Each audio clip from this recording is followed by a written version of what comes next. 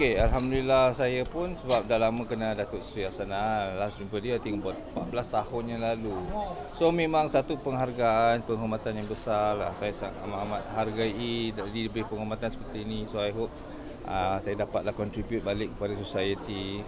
Jaga nama-nama datuk-datuk di Malaysia ni, kita patutnya kena buat benda-benda yang elok lah. Sebab sekarang banyak kes, orang-orang salah guna title tu. So hopefully dengan lebih recognition seperti ini, orang akan faham pentingnya bila kita diberi darjah oleh tuanku, something yang kita harus take it very seriously. Saya cuma lead by contoh. Tak guna kita bercakap, tapi pada saya rasa lebih kepada contoh. Kita menggunakan social media, kurangkan cakap benda-benda tak elok pasal orang lain. Sekarang semua dekat social media ni kan, seperti dikatakan macam Azwan Ali, Narakazan kan.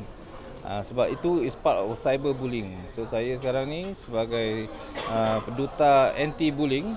So saya pun ada beberapa program yang akan dilaksanakan pada bulan 4 sampailah bulan 6 ini untuk membanteras buli-buli sekolah semua ni lah.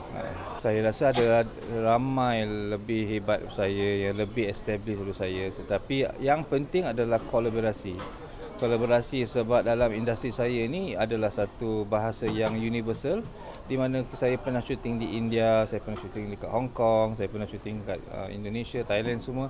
So kita semua faham bahasanya. So dalam industri saya ingin membawa pelakon-pelakon kami dan director-director kami ke tahap peringkat antarabangsa lah.